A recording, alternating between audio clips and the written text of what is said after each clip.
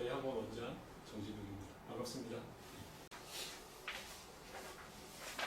오늘 준비드리는 건 이렇게 네 가지 테마이고요. 첫 번째는 주변 학교 출제 경향.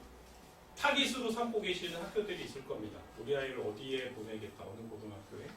그래서 그런 부분들에 대한 설명을 좀 드릴 거고요. 나머지 2, 3, 4번은 차례차례로 안내해 드리도록 하겠습니다. 일단은 공통국어 내신이고요. 압구정고등학교입니다. 강남 강북으로 나눠서 강남 쪽에서 이제 가나다 순으로 진행을 하겠습니다. 저희 학원에서 현재 내신을 담당하고 있는 학교들만 소개를 드릴 거고요. 실제로 압구정고등학교를 10년 이상 지금 저희 학원에서 맡고 계시는 최영 선생님의 한 줄 평입니다. 학교의 내신 경향이 발빠르다라고 합니다.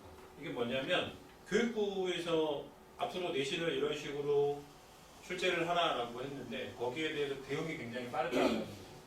그 다음에 여기는 아주 괄목할 만한 변화입니다. 압구정고등학교가 사실 주변의 여러 사립학교들에 비해서 대학 입시 결과가 좋지 않다라고 하는 나쁜 소문들이 예전에 있었는데 최근에는 체일 개설이 완전히 끝났다고 봅니다. 저희는. 그래서 대단히 학교의 내신 문제가 변별력 높은 문제들로 구성이 되어 있고요. 세부 난이도, 여기 주목하셔야 되는데 예전에 국어 내신은 문법하고 문학이었습니다. 근데 최근에는 독서라고 하는 부분이 굉장히 많이 강조가 되고 있습니다. 근데 현재 압구정고등학교는 그래도 문법이 가장 어려운, 그 다음에 지원할 때 고려해야 될 상황을 따져본다면 장점으로는 주변 학교들과 비교해서 내신에 유리하다. 여기서 말씀드리는 주변 학교는 이제 현대고나, 그 다음에 영동고, 조금 더 떨어진다면 멀리 쪽으로 본다면 휘문고등학교도 있을 거고. 주변의 학교들이라고 하는 게 사실은 경쟁할 만한 학교들은 거의 대부분 사립이나 자사고가 되겠습니다. 그런 학교들에 비해서는 여전히 내신에 좀 유리한 편이다. 왜냐하면 문제 난이도의 차이가 있거든요. 단점은 뭐냐? 세특 챙기기가 쉽지 않다. 이 부분은 사실 좀 아픈 부분입니다. 졸업한 학생들이 나중에 수시 전형 지원을 할 때 자기가 이제 자기 학생부의 세특을 봅니다. 그런 부분들이 아쉽다라는 이야기를 실제로 학생들이 해서 저희가 여기 놓고요. 두 번째는 영동고등학교입니다. 영동고등학교도 저희가 내신 대비를 하고 있고요. 남학생들이 다니는 사립학교입니다. 그래도 올해는 좀 쉬운 편이다. 이 이야기는 굉장히 어렵다는 거죠. 문제가. 이유가 있습니다. 영동고에 재직하시는 국어 선생님이 교육청뿐만 아니라 평가원의 모의고사 출제위원이십니다. 그래서 국어 문제를 굉장히 어렵게 내시는데 이 부분, 독서 부분이 압도적으로 어렵습니다. 그러니까 학생들이 1학년 때부터 아예 내신 공부를 할 때 수능에다가 포커스를 맞추고 공부를 해야 돼요. 비문학 쪽을 계속 어렵게 출제를 하면 학생들이 당연히 거기에 적응하기 위해서 비문학 공부를 열심히 할 거고 나중에 수능에서 가장 도움이 되는 게 사실 이 과목이거든요. 1학년 때 해둔다면, 기초를 잘 다져본다면. 지원시 고려해야 될 장점은 뭐냐? 알찬 작품들 위주로 배운다. 그러니까 교과서라고 하는 게 교육부에서 어떤 단원들을 넣으라고 지정을 해주면 각 교과서 업체들이 교과서 개발을 할 때 그 단원들을 다 넣습니다. 근데 실제로 학생들이 학교에서 배우면 이상적인 단원이 있고 나중에 수능에서 써먹기에 애매한 단원들이 있습니다. 영동고는 과감하게 그런 단원들을 다 빼더라고요. 그리고 또 두 번째 장점은 뭐냐면 학교의 전반적인 면학 분위기가 좋다. 전체적으로 처음 시작하는 내신에서부터 문제의 수준이 매우 높기 때문에 학생들이 공부를 하려는 쪽으로 많이. 그리고 남자 학교라서 그런지 아이들이 수업 시간에 별로 한눈을 안 파는 거예요. 이성들한테 이렇게 관심 끌기 위해서 쓸데없는 치장을 안 하는 거예요. 두 번째 단점, 안 보낼 이유는 없다. 적응만 잘한다. 이게 사실 권리죠. 적응만 잘한다. 영동고에 배정되는 학생들 중에 아무 생각 없이 그냥 영동고에 배정됐다가 첫 번째 시험 보고 깜짝 놀라는 학생들이 있어요. 국어 문제가 왜 이렇게 어렵냐. 게다가 1년에 4번 시험을 보는데 이 시험의 배점이 각각 25점씩입니다. 그래서 중간고사 다 맞으면 25점. 그래서 2학기 기말고사까지 끝나면 이제 100점이 완성이 되는 거죠. 그래서 학생들이 다른 학교하고 내신 체제가 다르기 때문에 많이 당황을 하고요. 현대고등학교 매년 달라지는 출제율. 제가 현재 현대고 담당하고 있습니다. 근데 현대고는 학교에 선생님들은 많은데 어떤 선생님들이 학년을 맡느냐에 따라서 출제 경향이 많이 달라집니다. 자사고로 처음 전환할 때 의욕적으로 젊은 선생님들을 많이 뽑았어요. 그리고 그 선생님들이 내부적으로 건전한 경쟁들을 하셔서 문제들을 개발하고 내신의 수준들을 쫙 끌어올리셨는데 그 후로 이제 최근 몇 년 사이에 선생님들이 많이 교체되면서 극단적으로 난이도가 달라집니다. 예전부터 계셨던 선생님이 맡으면 한없이 높고요. 새로 오시는 선생님들 중에서 문제를 굉장히 뭐라고 그럴까요? 좀 이렇게 나쁘게 말씀드리면 별 생각 없이 내는 분들도 있던데 그러면 또 한없이 쉬워지기도 하고 그렇습니다. 세부과 난이도는 이상적이면 독서가 제일 어렵고 그 다음부터 그 다음 이렇게. 장점은 그래도 면학 분위기가 좋다. 어쩔 수 없습니다. 일단 자사고인데 물론 최근에 몇 년 동안 당연히 대부분의 학교들이 자사고가 미달되고 했었습니다. 현대고의 경우에도 미달되는 때가 있기도 했었습니다. 근데 현대고는 일단 여학생들이 좀 더 많고요. 그 이유는 아무래도 세화여고에 지원하는 학생들도 있고 그래서 현대고의 경우에는 여학생들이 세화여고를 벗어나면 지원할 수 있는 자사고가 없어요. 주변에 보면. 강건너에 그렇다고 무학여고에 보내면 그것도 안 되는 거고. 그래서 좀 실력 있는 학생들 중에 상당히 많은 여학생들이 현대고 지원을 합니다. 그래서 현대고는 일단 여학생들이 내신 성적이 훨씬 더 좋고요. 그리고 면학 분위기가 그래서 좋습니다. 그 다음에 세특 굉장히 잘 챙겨줍니다. 그러니까 이런 거는 정말 다른 학교들에서 좀 배웠으면 좋겠어요. 현대고에 또 계시는 선생님들이 학교의 입시 결과에 대한 데이터들을 계속 누적하시는 것 같아요. 그래서 졸업생들한테 얘기를 들어보면 내가 나중에 어느 학교를 써야 되겠는데 라고 하면 선생님들이 이제 가지고 계셨던 비밀 자료들을 야, 너 내신 이 정도면 여기는 쓸 수 있다. 내가 겁을 먹죠. 아니요, 근데 이건 이 정도 내시면 못 쓴다던데 괜찮아. 내가 보내봤어. 실제로 저도 예전에 제가 가르쳤던 학생 중에 내실 조금 위험하다는 생각 드는 학생이 있었거든요. 근데 과감하게 서강대를 썼어요. 야, 너 괜찮겠니? 아니요, 선생님이 보여주셨는데 졸업생 선배들 자료 보니까 이 정도면 갈 수 있다고 하셨어요. 그래서 제가 붙었어요, 이렇게. 물론 그 다음 해에 더 애가 열심히 해서 자기 만족이 좀 안 됐는지 그 다음에 연대에 갔거든요. 그래서 이제 제가 그 학생 얘기를 현대고 학생들한테 합니다. 학교에 내신이 좀 불리하다고 해서 괜찮다. 내년 면학 분위기가 좋아서 내부 경쟁도 심하고 내신 등급에서 다른 학교보다 불리할 수는 있겠지만 학교에서 혜택도 잘 챙겨주고 특히 입시에 대한 데이터들이 많이 누적하고 있어서 선생님들 지도를 잘 따라가면 된다라고 얘기해 주는 아이들도 좀 안정적이고 단점은 내부 경쟁이 심합니다. 나중에 뭐 현대고에 따로 혹시 뭐 입시 설명회를 제가 하게 되겠지만 그때 좀 더 자세히 보여드릴 수 있는데 경쟁이 워낙 심해서 앞에로 학생들이 많이 몰려 있습니다. 덕성여고입니다. 전통적인 내신형은 아까 말씀드렸던 이제 암기 문제이고요. 수능형 문제랑 이렇게 섞여 있습니다.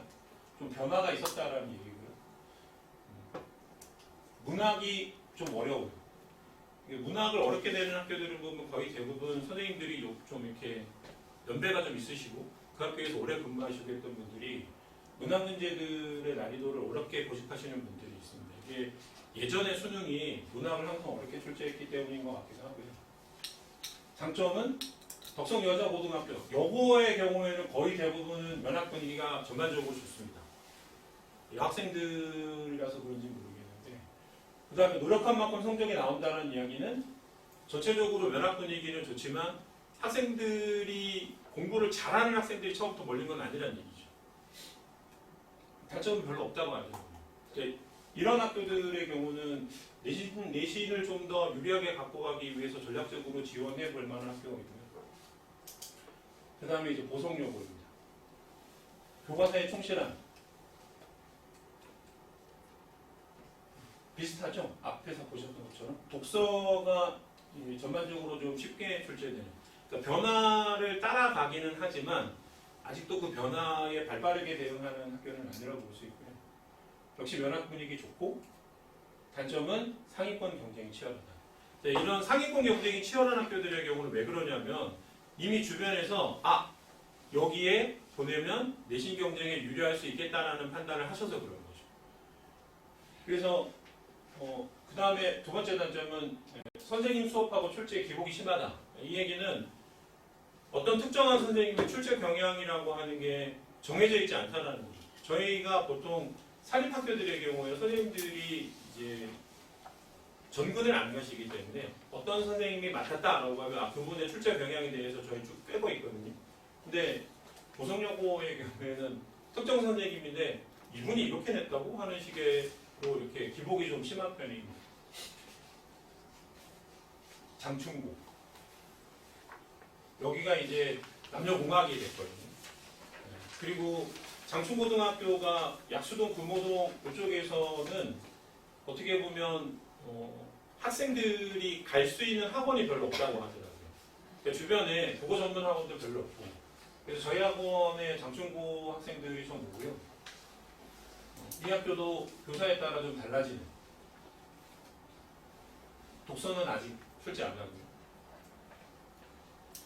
주변 학교에 비해서는 좀 내신이 유리하다. 단점은 크게 그러니까 평범한 학교라고 보시면 되겠고, 내신 경쟁이 좀 치열하지 않고 남녀공학으로 전환되면서 전체적으로 봤을 때는 전교 학생 수가 조금 늘었습니다. 이게 사실은 학생 수라고 하는 것도 어떻게 보면 무시할 수 없거든요. 압구정고의 경우에는 작년에 1학년 150명이었는데 올해는 130명 정도로 줄었어요. 그러면 내신 경쟁이라는 게 굉장히 치열할 수밖에 없죠. 그래서 사실은 내신이 9등급제에서 5등급제로 바뀐 이유가 그것 때문에 있습니다. 학생이 1학년의 학생 수가 만약에 150명이라고 생각을 한다면 9등급제에서 4%는 6명이죠.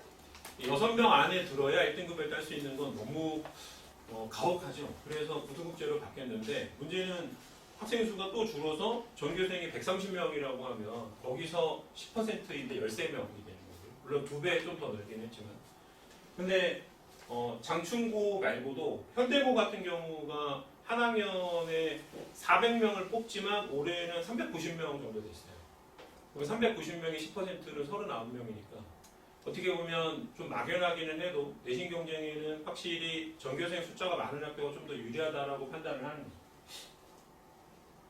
성수고입니다. 여기가 이제 저희 학원에서 지금 내신 대비하는 마지막 학교고요.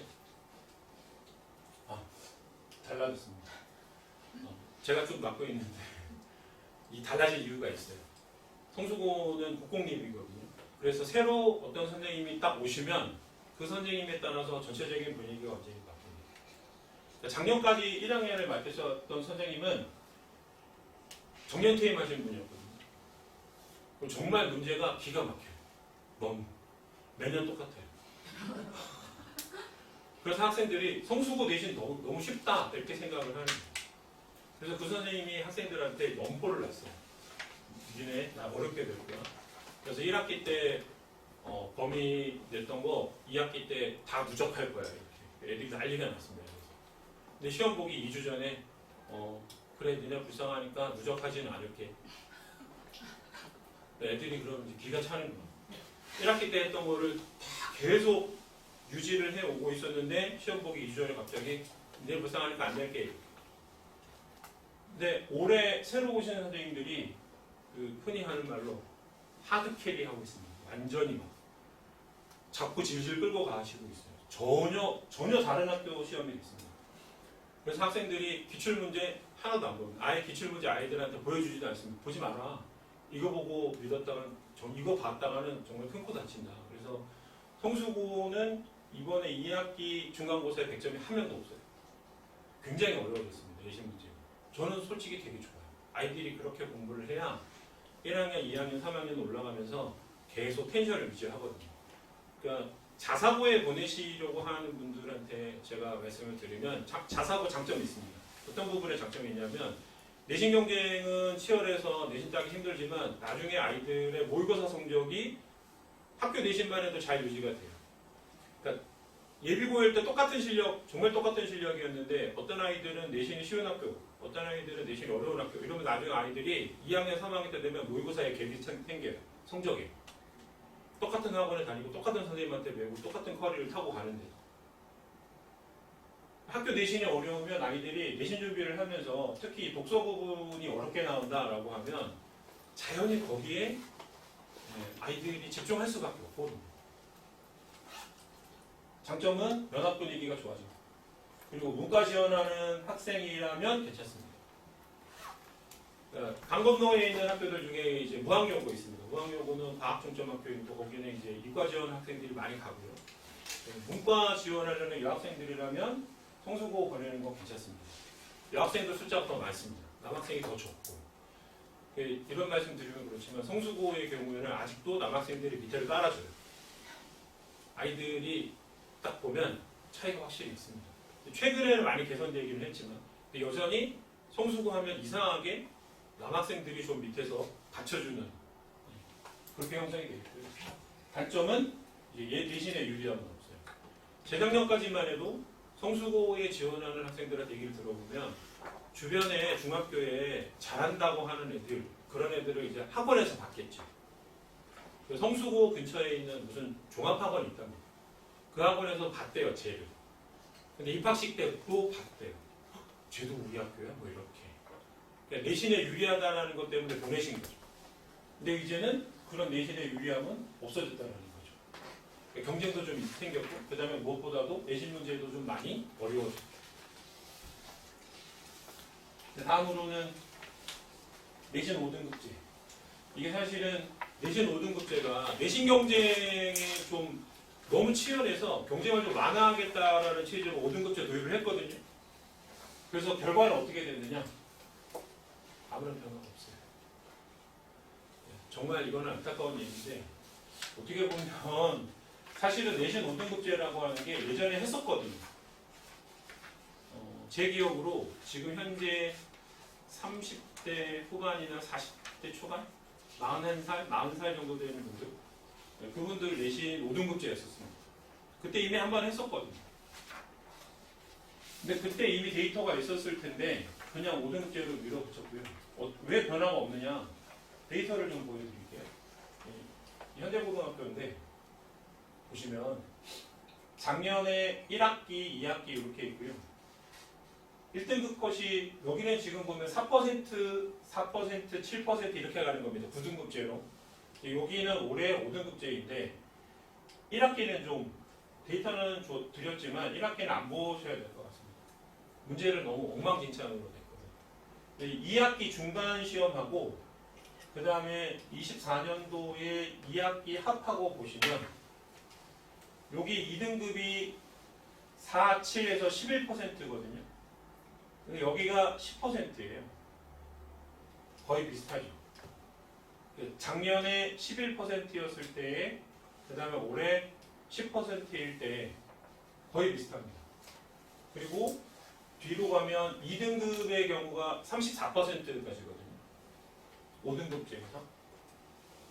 이게 9등급제 4등급 허리 좀 아래쪽에 걸립니다. 거의 다 비슷해요. 그러니까 등급이 더 넓어지기는 했지만 학생들이 그렇다고 해서 공부를 편하게 하느냐? 그건 전혀 없어요. 어쨌든 아이들은 나는 1등급에 들어가야겠다라고 죽어라고 하고요. 1등급에 못 들어간 2등급 학생들의 풀이 엄청나게 넓어진 것밖에 없거든요. 근데 아이들은 5등급제에서 2등급에 들어가는 거랑 죄송합니다. 9등급제에서 2등급에 들어가는 거랑 5등급에서 2등급에 들어가는 거 심리적으로 너무 달라요. 일단 5등급제에서 내가 2등급이다. 맥이 빠지죠. 내가 나중에 이거 가지고 수시 전형할 때 학생부에 나 2등급으로 나오면 내가 내신에 무슨 메리트가 있겠어 이렇게 생각을 해. 게다가 나는 어떻게든 자사고 지원을 했어요. 그러면 기를 쓰고 1등급으로 들어가려고 합니다. 어떻게 보면 이 아이들은 5등급제가 되면서 더 힘들 수밖에 없거든요. 어떻게든 내가 여기 안에 들어가야겠다라는 생각. 근데 이게 현대고등학교인데 현대고등학교 여기가 38명이거든요. 1등급이. 중간에 아이들이 전학간 애들도 생겼습니다. 그래서 39명에서 38명으로 줄었는데 38명에 들기 위해서 길을 쓰고 노력을 할 수밖에 없어요. 5등급제 같은 경우에는 더 힘들었겠지만 여기 2등급까지 하면 11%거든요. 11%하고 10%하고 비교한다면 오히려 1등급이 10%로 줄어들어서 목표로 해야 되는 영역 안에 들어가야 된다라고까지만 전제를 한다면 더 빡세진 거죠, 아이들은. 이게 그리고 현대고등학교가 아니고 학생의 전교생 수가 훨씬 적은 학교라고 하면 더 힘들어지는 거죠. 그래서 5등급제로 바꿨지만 뭐 경쟁이 사라진다거나 이런 거 전혀 없고요. 그리고 이제 문제가 어려워졌습니다. 수능 시험 보고 대학 하신 분들이라면 비문학입니다. 경제 질문입니다. 이게 학교 내신입니다. 학교 내신. 올해 현대고 아까 잠깐 현대고 말씀드렸는데 비문학 질문이고요. 제가 이렇게 그라데이션으로 놓는 이유는 맛보기로만 그렇지 않고요. 한번 확대를 경기 침체부터 나옵니다. 그러면 학생들 중에 경제 싫어하는 학생들은 막 두근두근합니다. 경제 선택자는 현재 거의 없어요.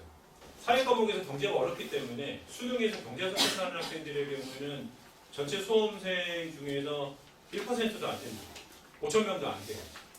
근데 수능에서 수능 국어의 독서 지문에서 경제가 나올 확률은 60%가 넘어요. 학생들을 그래서 경제를 해야 됩니다, 사실. 근데 유동성이라든가 유동성 함정이라든가 무슨 기준금리라든가 이런 거 나오면 이제 갓 고등학교 들어간 학생들한테는 정말 낯선 이야기거든요. 근데 이게 모의고사에 한번 나왔던 거고 학교에서 수업을 했습니다. 이 지문은. 그리고 나서 이 지문 가지고 내신에 낼 거야 라고 했는데 정말 내신 시험에 어떻게 나왔느냐. 여기에 새로운 지문을 하나 추가했습니다. 가, 나 이렇게 해서. 나 지문 내용은 더 어려워요. 여기 지금 보면 뭐 물가 안정을 위해서 중앙은행 나오고 인플레이션 타깃망이라든가 정말 낯선 내용들이 나오죠. 그래서 지문의 전체 길이가 얼마냐? 3,500자 정도 돼요. 역대 수능에서 국어 지문의 글자 수가 가장 많았던 지문이 2,600자였어요. 근데 이거는 3,500자.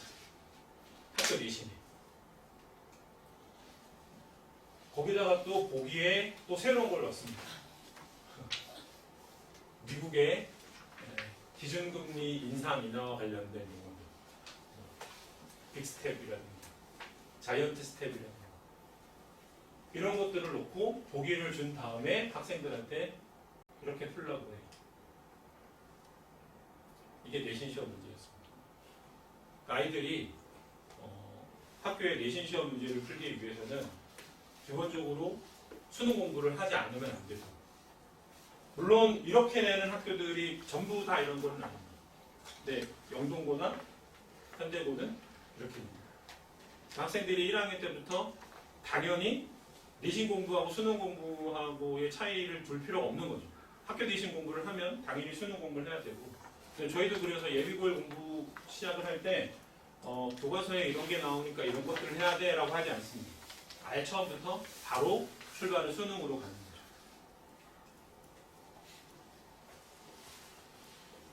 예비고일 국어 공부는 이렇게 시키셨으면 좋겠습니다. 학원을 저희뿐만 아니라 다른 학원들 고려하실 겁니다. 그리고 이 지역이 아니고 다른 데에서 시키실 수도 있어요. 서초 쪽으로 보내시거나 대치동 쪽으로 보내시거나. 근데 고르실 때 이 프로그램이 지속 가능한가? 그러니까 학원들 보면 몇 주 특강, 4주 특강, 6주 특강, 8주 특강. 그 뒤에다가 이제 완성이라는 단어를 붙이죠. 저는 솔직히 그거는 아니라고 봅니다. 4주나 8주에 완성될 수 있는 과목이 있을까요? 없어요. 절대. 그거는 나중에 수능 시험을 앞두고 파이널 같은 건 그렇게 할 수 있습니다. 근데 예비고일 학생들한테 딱 요거만 몇 주 동안 들으시면 완성이 돼요. 그거는 저는 절대로 그런 데는 안 보내셨으면 하고요. 그 다음에 이렇게 예비 볼 때부터 문학, 문법, 독서의 균형을 맞춰주셔야 됩니다. 어떤 학원에 어떤 선생님이 예비 볼 과정에 중세국어 문법을 한다던데 거기를 보내야 되겠어요. 그리고 나서 여기에서 중세국어 문법을 했으니까 얘는 이제 고전문학만 하면 돼. 그래서 저희 예비고일 수업할 때 오셔서 어머님께서 고전문학만 따로 듣게 하면 안 되나요? 안 됩니다. 절대로. 균형을 잡아주셔야 돼요. 특히 아까도 요거랑 연관이 되는 건데 어느 학원에서 고전시가 뭘 들었습니다. 고전문법을 뭘 들었습니다 하시는데 그런 것들 중에서 꼭 걸르셔야 되는 게 뭐냐면 중세국어 문법을 예비고일 때 한다. 안 됩니다. 중세국어 문법은 여름방학 때 시키셔야 돼요. 지속하기 어렵거든요. 아이들이 국어 공부를 놓게 되는 첫 번째입니다. 중세국어 문법. 중세국어 문법 예전에 학교 다니실 때부터 훨씬 어려워요. 근데 그거를 예비고일 때 아이들이 한다? 정말 앉아서 듣고 있으면 머릿속이 웽해져요. 왜 그러냐면 현대국어 문법의 기초가 없기 때문입니다. 현대국어 문법의 기초를 잘 다져놓고 중세국어 해야 되는데 그것도 없이 바로 중세국어 하면 정말 안 되는 건데 그거를 예비고일 과정에다 끌어놓고 유인을 해요. 그러면 안 됩니다. 정말 그거 보내시면 안 되고요. 그 다음에 고전시가 특강 뭐 이렇게 해가지고 관동별곡 고등학교 때 정말 싫으셨죠. 관동별곡 학생들한테 타임머신 타고 돌아가서 죽이고 싶은 작가 뽑으면 1순위 정철. 근데 관동별곡 교과서에 없어요. 이제 모르셨죠. 안 배워요. 근데 그거를 부모님들은 아시잖아요. 예전에 뒤어본 적 있으시니까. 그래, 고등학교 보내기 전에 중세국어랑 관동별곡만 해도 얘가 큰 부담 덜 거야. 관동별곡 안 나옵니다. 그런 거에 현혹되지 마시고요. 이렇게 균형 잡히게 해서 지속 가능한 프로그램으로 예비고일 학교에 입학하기 전까지 이렇게 끌고 가겠습니다가 있는데 보내셔야 되고요. 감상 방법이나 독해 방법 이거 너무 잘하시는 거죠. 그러니까 아무리 학생이 몇몇 작품들을 마스터했다라고 해도 그거는 정말 나중에 안 나오면 끝이고요. 그렇게 해다 봐야 별 소용없어요. 그러니까 아이들이 학교의 내신 시험에 교과서에서 나오는 작품만 공부해가지고는 점수를 80점도 못 얻습니다. 지금의 학교의 내신은. 그냥 교과서에서 배운 작품이 8개면 나중에 실제 시험에 나오는 작품들은 한 번도 안 배웠던 것들이 배 정도 나와요. 그런 아이들한테 감상 방법이나 독해 방법이 아닌 식의 공부를 하게 하면 당연히 점수 얻을 수 없죠. 그 다음에 더 빨리 가니 더 단단히. 이 말씀을 왜 드리냐면 예비고일 과정을 꼼꼼하게 준비하시는 부모님들이 학원의 커리큘럼을 원하세요. 그러면 무슨 작품 나가나요? 목록 좀 주세요 하십니다. 그래서 드려요. 이거 우리 애가 배웠고 근데 양을 좀 더 해야 되지 않나요? 굉장히 적극적이신 거 좋습니다. 근데 제 생각은 많이 배우면 물론 좋죠. 많이 경험해야 되는 거 맞습니다. 근데 복습이 우선입니다. 제 생각에. 그러니까 저희가 예비고일 선행하는 학원이면서 무슨 복습 이야기를 하냐 하실 텐데 아이들한테 새로 배우는 낯선 작품들을, 낯선 지문들을 해주고 그 다음에 복습으로 챙기지 않으면 그 아이들한테는 이렇게 들었다가 빠져나가거든요. 그래서 좀 더 단단하게 복습을 하는 게 국어 공부에서 가장 중요하다고 봅니다. 학원 선택하실 때 이렇게 좀 하셨으면 하는 바람입니다. 제가 아이를 학원 보내보니까 아쉬운 게 있더라고요. 저도 아이가 중학생이라서 나중에 제가 묻고 싶어요. 이제 중2거든요. 어떨 땐 정말 부들부들합니다. 영어학원 찾다가 이렇게 아쉽더라고요. 주변에서 많이 추천을 합니다. 근데 아빠들 커뮤니티에서 영어학원 어디가 좋나요? 라고 물어보면 이제 사람들이 비웃거든요. 무슨 혼자 키우냐든지 기타 등등 무슨 이야기를 붙죠. 집사람이 주변에 엄마들한테 물어봤잖아요. 여기가 좋다, 저기가 좋다, 목표는 뭐냐, 특목고를 보낼 거냐, 뭐 수능을 포커스로 할 거냐, 우선 내신이냐, 기타 등등의 오만 가지들을 다 정말 잘 꿰고 계세요. 그래서 좋다고 하는 학원들 추천을 했는데 그 다음에 학원을 가봅니다. 입학 테스트도 보고 학원에 대한 정보도 얻고 수업도 첫날 하고 그럼 아이한테 물어보죠. 정원은 몇 명이냐, 애들은 잘하냐, 이 수준이랑 맞냐 이렇게. 실력에 따라서 분반이 돼 있는 학원을 골랐습니다. 그러니까 학생들이 처음 시작할 때는 제로 베이스라고 생각하시지만 그건 아이가 세상에 태어날 때부터 딱 한 번밖에 없는 것 같아요. 그 다음부터는 제로 베이스가 없습니다. 예비고일 과정 처음 똑같이 시작하는 것 같지만 이미 들어온 아이들 사이에서 차이가 있어요. 그래서 실력에 따라서 분반을 해야 됩니다. 그리고 어떤 부모님께서는 입학 테스트 성적과는 상관없이 무조건 심화반을 원합니다. 이렇게 하시는 분들도 있어요. 작년인가? 아버님께서 전화하셔서 우리 아이는 심화반에 넣어주세요. 네? 아니 성적이 괜찮아요. 집어넣으면 다 적응합니다. 할아버지까지 오셨어요. 할아버지 할머니까지. 그래서 할머니가 내가 이 애비를 키워봐서 아는데 어려운데 집어넣으면 잘한다고. 유전이라고. 심화반에 넣어달라고. 안 됩니다. 절대 안 됩니다. 그게 왜 그러냐면 그 아이가 못 견뎌요. 못 알아들어요. 그러니까 실력에 따라서 분반을 하는 이유는 지금 현재 기초가 없는 학생들을 위한 조치입니다. 그 아이들이 기초를 잘 받아서 빨리 따라잡으려면 자기한테 맞는 수업을 들어야지 자기는 정말 못 알아들을 것 같은 반에다가 집어넣으면 아이는 변화가 없어요. 그래서 저희는 실력에 따라 분반을 하고요. 그 다음 두 번째는 관리입니다. 숙제는 잘해가야지. 틀렸다라고 하는데 아이가 숙제해서 이렇게 찍 했는데 테스트를 봐서 틀렸다고 하는데 그거 알고 넘어가는지. 결정적으로 수업하시는 분이 우리 아이 취약점을 잘 파악하고 있는지. 정원이 제가 뭐 재종반이나 아니면은 고3 수업 크게 할 때 예전 같으면 뭐 강의실에 250명 이렇게 놓고 수업하면 저 학생이 어느 정도 수준인지 관심 있는 몇몇 학생 말고는 몰라요. 내가 수업하는 사람으로서. 지금도 저희하고 경쟁하는 학원들 중에는 그렇게 많이 놓고 하는 학원들이 있습니다. 근데 문제는 그렇게 되면 강사 입장에서는 제가 얼마 정도의 수준인지 모르거든요. 근데 그럴 경우에 어떤 문제가 생기느냐. 수업의 수준을 결정을 할 수가 없어요. 그리고 그 아이가 취약한 부분이 뭔지를 모르는데 그 아이의 내신 대비나 이런 것들을 어떻게 아이에 맞춰서 하죠? 학생 관리를 하려면 수업을 하는 사람이 학생을 직접 관리를 해야 됩니다.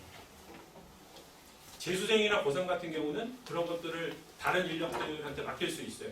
걔네들은 그걸 해야 되니까. 자기가 틀리고 알고 넘어가거나 과제를 똑바로 하거나 그거를 재수생이나 고3한테 야 너 숙제했냐 뭐 했냐 그걸 왜 따지죠? 왜냐하면 걔네들한테는 지금 자기 인생의 가장 중요한 관문 앞에 놓여 있는데 그거 안 하면 걔는 당연히 도태되니까 고3들이나 재수생들은 그거 합니다. 학생을 많이 수업을 놓고 학생 많이 놓고 수업을 해도 근데 이제 막 중학교 졸업해야 되는 아직 공식적으로는 초등학교 졸업밖에 안 되는 애들한테 걔네들한테 숙제라든가 그 다음에 무슨 클리닉이라든가 이런 것들 관리 안 해주면 안 해요 절대. 시스템이 잘 되어 있는데 가장 중요한 건 제 생각에는 시스템에 있어서는 피드백이라고 생각을 합니다. 그러니까 학원의 출결 관리 이런 거 요새는 다 전자등입니다. 학생이 들어오면 저희도 패드에다가 찍고 들어오거나 어떤 학원 같은 경우는 무슨 뭐 카드 대고 질문하고 뭐 다 하죠. 그래서 대부분 보내시는 학원들마다 학생이 들어가면 맞다고 옵니다. 출결 관리는 이제 더 이상 무슨 뭐 시스템 관리 이런 거에서는 논외가 되는 거고요. 학생이 수업을 들었는데 그래서 테스트도 봤는데 시험이 코앞인데 얘가 모르는 부분에 대한 피드백이 되는 건가. 예, 저희는 그런 부분에서는 자신할 수 있습니다. 이렇게 하거든요. 정원은 저희 15명이에요. 저희도 막 큰 강의실 있었는데 다 쪼갰습니다. 굳이 그렇게까지 할 필요 없고요. 그 다음에 가장 저희가 내세울 수 있는 강점은 학생들 관리 저희가 직접 한다는 거죠. 물론 딱 하나 못하는 건 있습니다. 학생들이 숙제를 내면 숙제에 대한 관리는 저희가 수업하는 도중에 부담님들이 체크를 합니다. 숙제했는지 안 했는지, 오답 체크했는지, 그리고 숙제를 베꼈는지 안 베꼈는지 귀신같이 잡아내요. 왜냐하면 자기들도 바로 몇 년 전에 그렇게 했으니까. 고등학교 졸업하고 대학 들어가는 학생들한테 숙제 관리 맡기면 귀신이에요. 선생님 이거 베꼈어요. 어떻게 알아? 저도 작년에 그렇게 했는데요. 이렇게. 그거만 부담님들이 하고 나머지 테스트에 대한 관리라든가 기타 등등은 저희가 다 합니다. 특히 클리닉 같은 거. 클리닉을 불러놓고 학생들한테 문제 풀게 하고 질문 받고 그 다음에 틀린 거에 대해서 저희가 확인하고 하는 것들은 강사들이 다 합니다. 그래야 학생이 어느 부분이 취약한지 파악할 수 있어요. 이제 저희 15일날 개강하게 되면 겨울방학 전까지 이제 7주 수업하게 되고요. 입학 테스트로 이렇게 세 단위로 나눌 겁니다. 정석심화, 최상위반 이렇게. 이 정석반에서는 기초 부분을 좀 강화해서 수업을 할 겁니다. 고등선행 한 번도 한 적 없다. 국어 학원 한 번도 다닌 적도 없고, 물론 그런 학생들 중에서도 테스트 성적 굉장히 좋은 학생들이 있어요. 근데 그런 학생들 빼고. 그 다음에 이런 말씀드리면 좀 그렇지만 제일 걱정되는 중학생들은 국제중 출신. 국제중은 국어를 이상적으로 가르칩니다. 읽고, 쓰고, 토론하고. 되게 이상적인 수업이에요. 근데 그런 학생들이 대한민국의 입시 국어에는 정말 젬병이에요. 그래서 국제중을 보내신 어머님들 중에 중학교 국어학원을 미리부터 보내시는 분이 있더라고요. 근데 원래 국제중을 보낸 취지를 살리셔서 정말 그냥 국제중에 모든 걸 다 맡기신 분들도 있어요. 그런 학생들은 처음 딱 들어오면 적응을 못하더라고요. 아이들이 읽고 그 다음에 에세이 쓰는 거 잘합니다. 근데 문제는 그런 걸 가르치지 않거든요. 그래서 기초에서 좀 정석반에서 기초를 좀 다지고, 물론 요거는 이 7주 프로그램에서만 한시적으로 운영을 할 겁니다. 특히 독서 부분을 수준별로 수업을 할 겁니다. 독서의 교재 자체를 저희가 다르게 구성을 할 겁니다. 독서가 안 되는 학생들의 경우가 나중에 제일 국어를 어려워해요. 국어 끝나고 나면 이제 겨울방학 때 8주 프로그램인데 이때는 주 2회 수업합니다. 어머님들께서 항의가 되게 심하세요. 아니 왜 2주나 두 번씩이나 하느냐, 한 번에 해라. 스케줄 관리하기도 어려운데. 이유가 있습니다. 저희가 문학하고 독서 두 개의 과목을 주말에 200분 수업할 겁니다. 사실은 저희 앞에서 있었던 여기서도 마찬가지로 보시면 문학하고 독서밖에 없죠. 저희가 이렇게 하는 이유가 있습니다. 3시간 반 수업에 중간에 쉬는 시간까지 포함해서 문학, 독서, 문법을 다 집어넣으면 아무것도 안 돼요. 그래서 저희가 이렇게 주말에는 문학과 독서만 하고 그 다음에 평일에 모의고사하고 문법을 따로 해서 120분 수업을 합니다. 물론 처음에는 좀 불편해 하시는 분들도 있어요. 학생들도 좀 스케줄 때문에 불편합니다. 그래서 저희가 어떻게 했냐면 평일에 하는 문법하고 모의고사 수업은 시간표를 완전히 저희가 다 펼쳐놨습니다. 화, 수, 목, 금 4일 동안. 오전하고 오후로 나눠서 그 다음에 오전하고 오후로 나누는데도 수준별로 완전히 펼쳐놨어요. 선생님들의 원성이 자자합니다. 시간표를 제가 짜야 돼요. 아니 이렇게 해놓으면 죽으란 얘기냐. 미안하지만 8주만 합시다. 8주 동안 학생들이 모의고사 수업을 듣는데 수준별로 모의고사 과제물을 45문제를 주면 어떤 학생들은 5개 안쪽으로 틀려요. 1등급 들어갑니다. 어떤 학생들은 절반 이상 틀려요. 그 두 학생을 한 교실에 묶어놓고 모의고사 수업을 하면 강사는 포커스를 이상한 데다 맞추죠. 5개도 안 틀린 학생은 듣기 싫습니다. 너 다 봤는데. 25개, 20개 틀린 학생은 들어도 무슨 소리인지 모릅니다. 그래서 수준별로 나눌 겁니다. 모의고사를. 실제로 저희가 그렇게 2년 동안 해왔고, 이거 하면 가장 좋아하는 학생들이 5개 안쪽으로 틀린 학생들. 정말 나는 이 문제 가지고 1시간을 넘게 고민했는데 난 이거 왜 이렇게 되는지 모르겠다. 난 이거 하나만 알아가면 된다. 그럼 그 학생한테 이 문제에 대한 해설을 해주면서 근데 이런 문제를 풀기 위해선 네가 이런 것들을 알아야 돼. 아이들이 정말 가려워하는 부분을 잘 읽어주는 거죠. 그 다음에 문법 학생들이 어려워합니다. 그것도 역시 수준별로 할 겁니다. 그리고 그거를 하루에 4개의 시간으로 나눠놨고 그거를 4일 동안 합니다. 학생들이 내가 스케줄 조정을 하고 보니 아 여기 나 구멍이 생겼는데 그럼 저 여기 가도 되나요? 그래. 저희 입장에서는 사실 많은 부분을 포기하거나 희생하는 겁니다. 그래서 저희는 이 겨울방학 정규 시즌4에서 특강 같은 거 안 합니다. 학원들이 솔직히 말씀드릴 때 특강 많이 권하죠. 무슨 특강이 있습니다. 뭐 들으셔야 됩니다. 아 입학 테스트 이번에 여기가 약하네요. 그럼 얘는 이거 들으셔야 됩니다. 이렇게. 저희는 그거 안 합니다. 그냥 이렇게만 정규 수업으로 문학하고 독서, 그 다음에 평일날은 문법 모의고사. 제가 말씀드릴 거 이제 거의 다 끝나가고요. 저희 강의 내용은 아까 설명을 드린 거고 시간표는 이렇게. 일단은 지금은 6개 반으로 운영을 시작을 할 거고요.